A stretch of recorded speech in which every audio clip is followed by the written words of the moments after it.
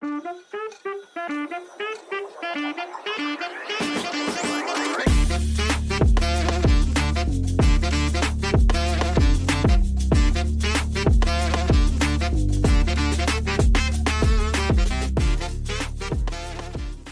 Sir, जाने से पहले मैं आपसे एक आखिरी सवाल पूछना चाहूँगा हमारे यंग लॉयर्स के लिए और लॉ स्टूडेंट्स के लिए जो इस चीज़ में बहुत ज़्यादा परेशान रहते हैं कि क्या इस स्टेज पे, जिस स्टेज पे वो अभी मौजूद हैं, बार पॉलिटिक्स के अंदर क्या इन्वॉल्वमेंट होनी चाहिए उनकी? पहली चीज़ होनी चाहिए, नहीं होनी चाहिए, किस हद तक होनी चाहिए? क्या ऐसे चैम्बर्स ज्वाइन करने चाहिए जो उनके अर्ली डेज़ को कन्फाइन कर दे बार पॉलिटिक्स के लिए, कि वो कार्ड्स वगैरह में उनकी कैंपेन में साथ दें उनका, या फिर उन्हें स्ट्रिक्टली और अपना पूरा फोकस जो है वो अपनी प्रैक्टिस के ऊपर रखना चाहिए? इसमें आपका पॉइंट ऑफ व्यू क्या है? अच्छा, इसके ऊपर डिटेल से जवाब देने से पहले एक चीज़ मैं आपको बताता चलूँ कि पाकिस्तान के अंदर एक पार्लियामेंट्री डेमोक्रेसी है, हमारे आइन के अंदर मौजूद है। लेकिन विद ऑल ड्यू रिजर्वेशन, मैं ये कहता हूँ कि अगर डेमोक्रेसी आपने देखनी है, पॉलिटिक्स अगर आपने देखनी है, तो अगर उसके लिए कोई बेस्ट इंस्टीट्यूशन पाकिस्तान में है, वो हमारी बार एसोसिएशंस और हमारी लॉयर्स कम्युनिटी है।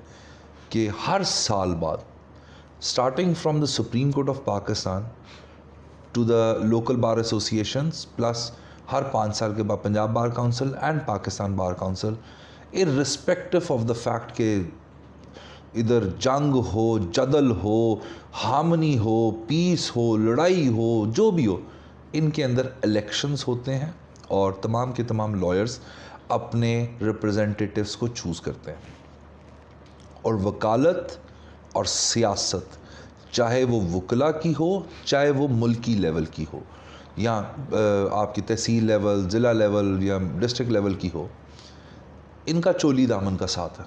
और अगर कोई कहता है कि ये दोनों नहीं, सिर्फ आपका वकालत पे फोकस होना चाहिए और सियासत पे नहीं होना चाहिए, तो I wouldn't agree with that. अच्छा, हैविंग सेड दैट, इमारत उसी वक्त खूबसूरत लगती है और उसी वक्त मजबूत कहलाती है अगर उसकी फाउंडेशन तकड़ी है। इस काले कोट की जो फाउंडेशन है वो आपकी वकालत है, सियासत नहीं है। लेकिन आपकी वकालत को 4 चांद भी लग जाते हैं सियासत करने के बाद, बट उससे पहले अगर आपके पास वकालत ही नहीं और सिर्फ सियासत है, तो कोई फ़ायदा नहीं है इसका। तो जो आपके यंग लॉयर्स हैं, उनको अपने करियर के शुरू में, बिलखुसूस अपने करियर के शुरू के 5, 7, 8, 10 साल सिर्फ़ और सिर्फ फोकस करना चाहिए अपनी वकालत के ऊपर, अपनी स्किल्स इम्प्रूव करने पे, अपने ब्रीफ बनाने पे। अगर आप वकालत के 5-6 साल बाद भी ब्रीफलेस हैं, तो फ़ायदा, इसका मतलब फिर आपने वकालत तो की नहीं।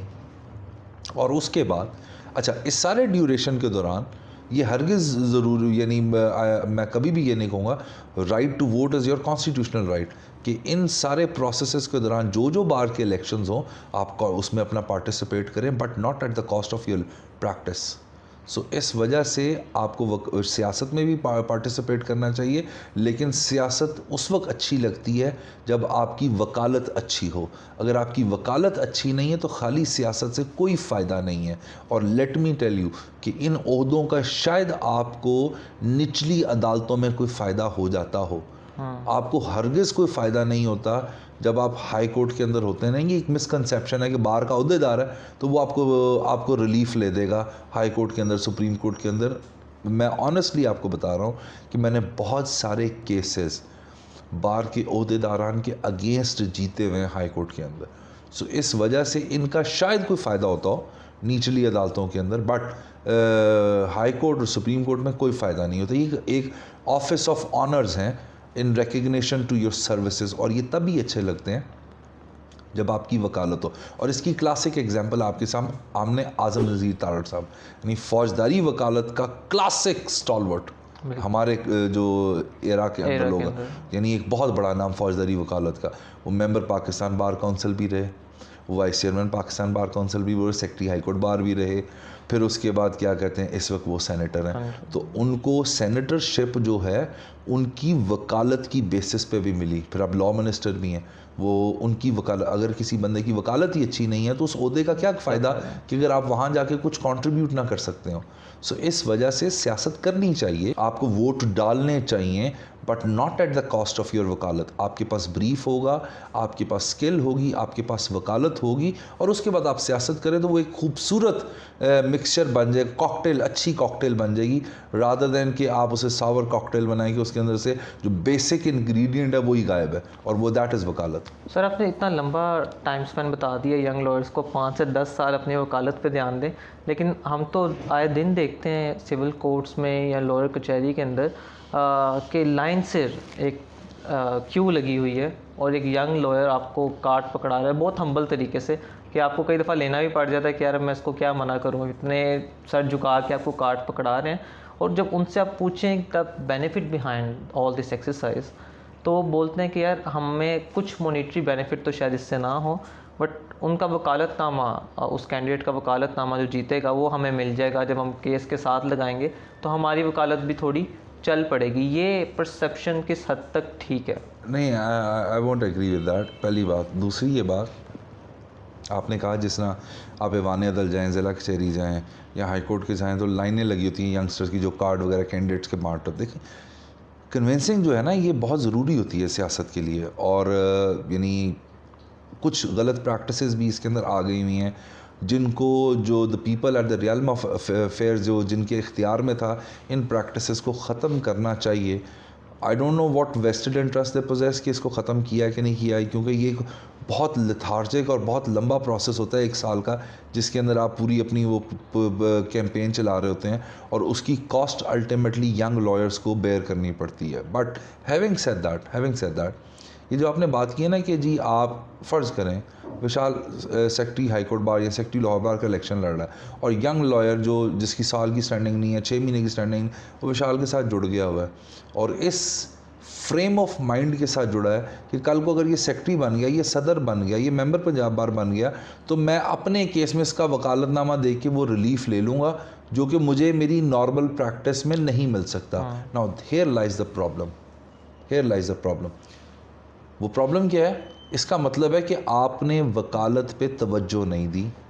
इसका मतलब ये है कि आप यानी यू आर नॉट श्योर कि आप एक मुकदमा लड़ सकते हैं।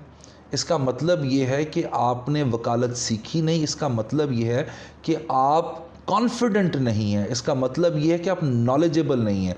इसका मतलब ये है कि आप वेल इक्विप्ड नहीं है, लीगली वेल इक्विप्ड नहीं है। सो आप एक बार के ओहदेदार का वकालतनामे का सहारा ले रहे हैं to get a relief. How shameful it is if I have to say this, कि आपके पास भी वही डिग्री है, बार के ओहदेदार के पास भी वही डिग्री है, बट आपका फ्रेम ऑफ माइंड ये कहता है चूंकि इसका वकालतनामा लग जाएगा तो ये मेरे लिए वसीला बनेगा एक केस जीतने के लिए। यहीं तो सारा बेड़ा गर्क हो जाता है। यानी मुझे एक बात बताए ना कि एक बड़े वकील के अंदर और मेरे अंदर फ़र्क क्या है? फ़र्क ये है कि उसने मेहनत की है, फ़र्क ये है कि वो नॉलेजेबल है, फ़र्क ये है कि उसने बार का ओहदा भी रखा हुआ है, फ़र्क ये है कि उसका एक नाम है, नाम है, उसकी एक रेपुटेशन है। तो why don't you work for that?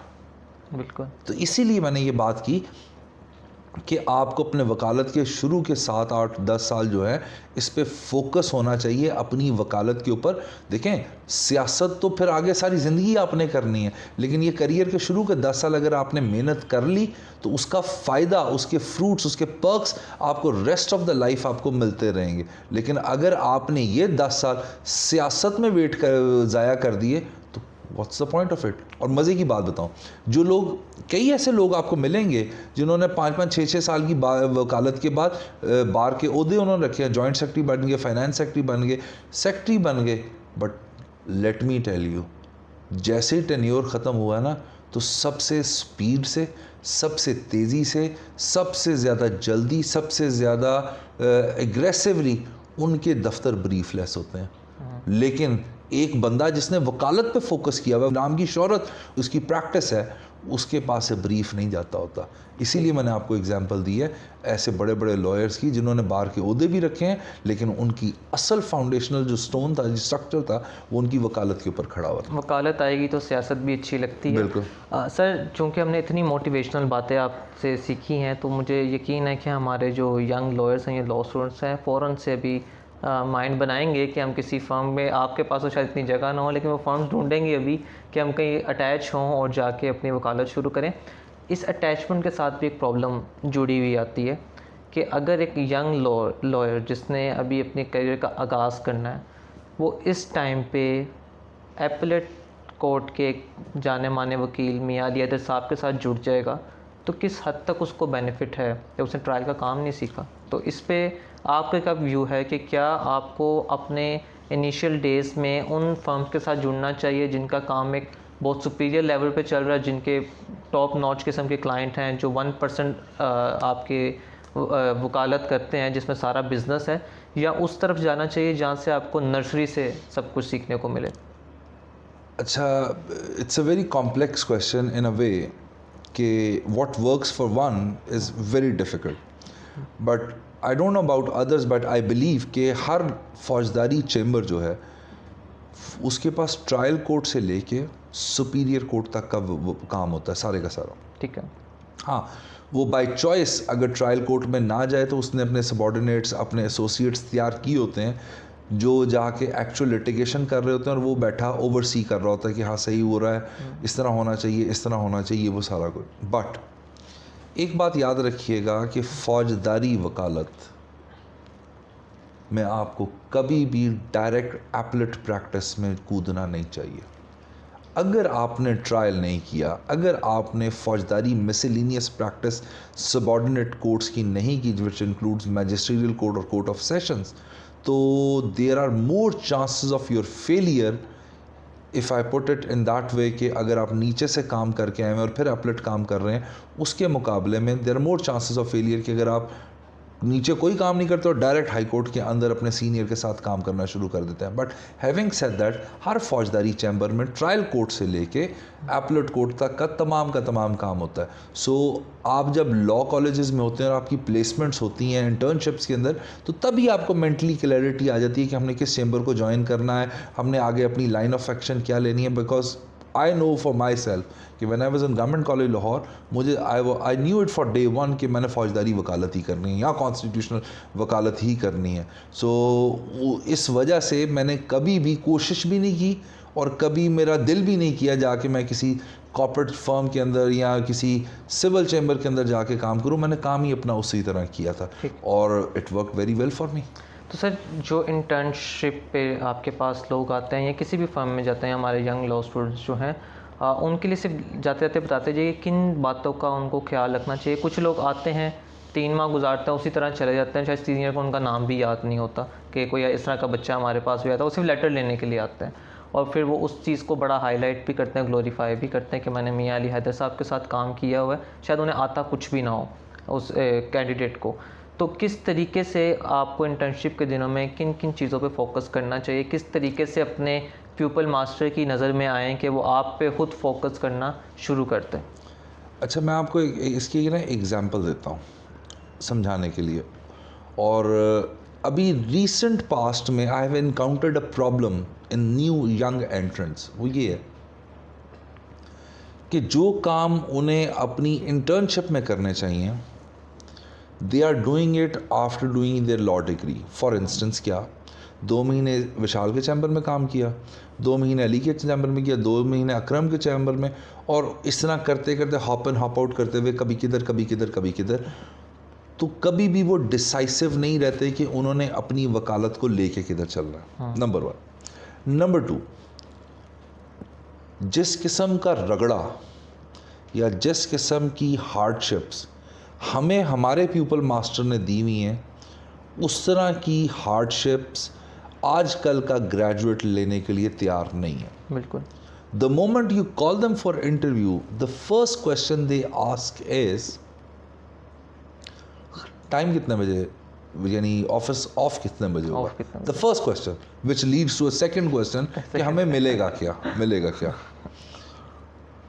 जबकि जब मैं बिल्कुल एक नया था इस करियर के अंदर, तो मुझे अच्छी तरह याद है कि when I was in government college Lahore, तो गवर्नमेंट कॉलेज ख़त्म होने के बाद बाय चॉइस मेरे वालिद साहब मुझे एक चेंबर के अंदर भेजा करते थे कि तुमने जाके चेंबर प्रैक्टिस को देखना है, फाइलें किस तरह बनती हैं।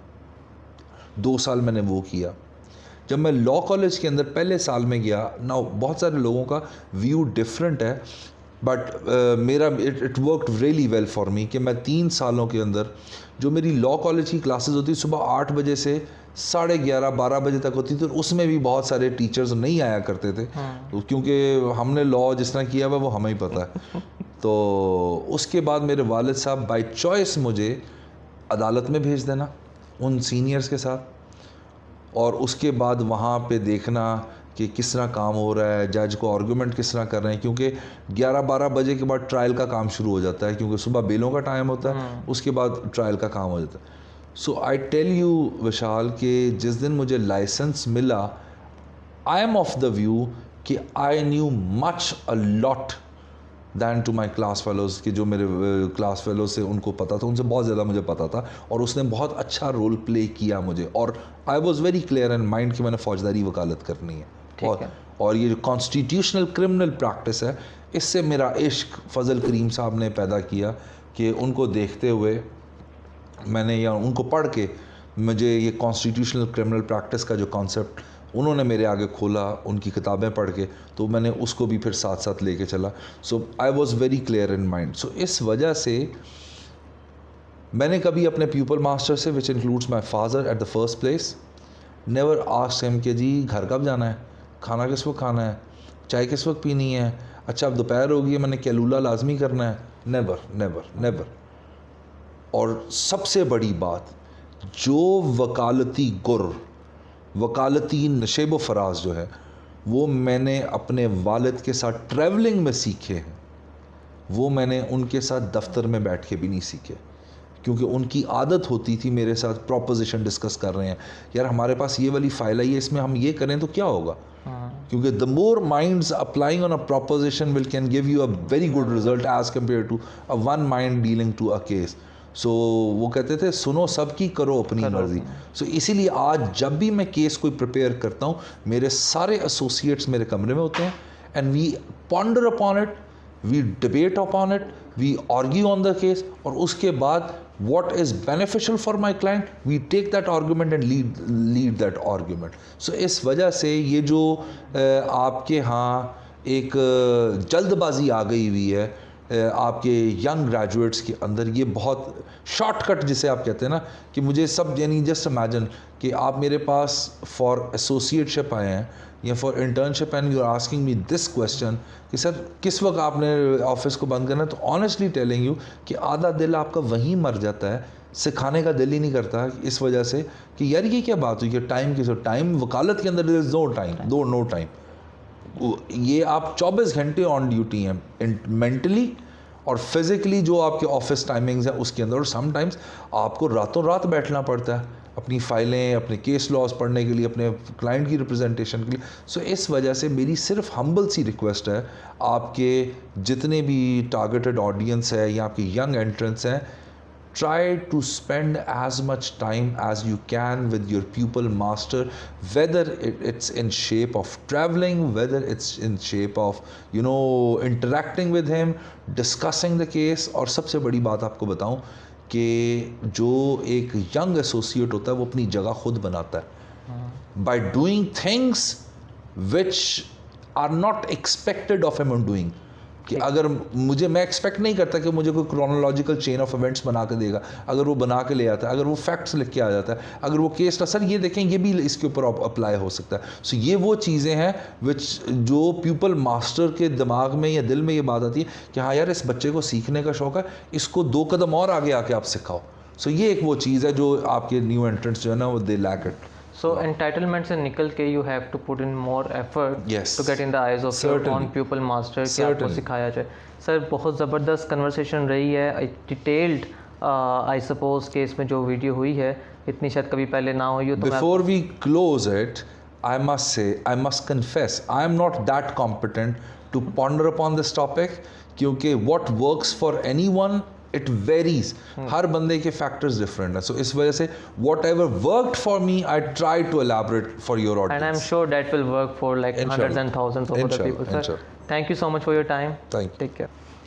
बहुत ही ज़बरदस्त और इंटरेस्टिंग गुफ्तगू रही मेरे अपने बज़ाते खुद एक बहुत ही फेवरेट टॉपिक के ऊपर, law of persuasion and law of advocacy.